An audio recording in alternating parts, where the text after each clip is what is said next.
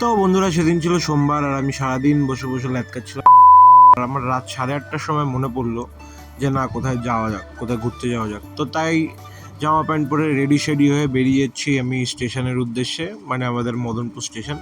দেখতেই পাচ্ছ এখন গাড়ি চালাচ্ছি। তো ফির मैं मेरे धन्नो को गैरेज पे रख के ঘোড়ার মতন দৌড়াইতে দৌড়াইতে হাঁপাতে হাঁপাতে ট্রেনে উঠে ক্যাত মারছি।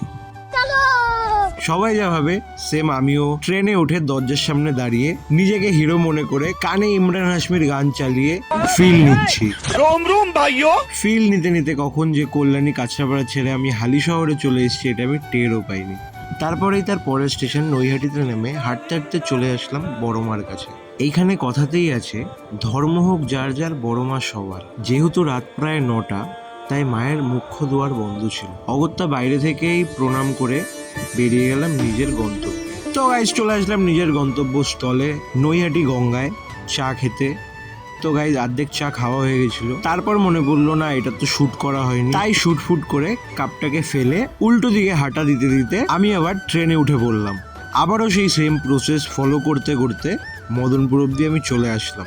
তো চলো এবার বাড়ি যাওয়া যাক। তো তখন 11টা বা 11:10 সামথিং বাজে। ফির গ্যারেজ থেকে গাড়ি বের করে সোজা চলে গেলাম মামাবাড়ি। মামাবাড়ি গিয়ে প্ল্যান হলো আমরা সরাইখানা যাবো। তো কিছুক্ষণ বসে আমরা 1টা নাগাদ বেরালাম সরাইখানার উদ্দেশ্যে।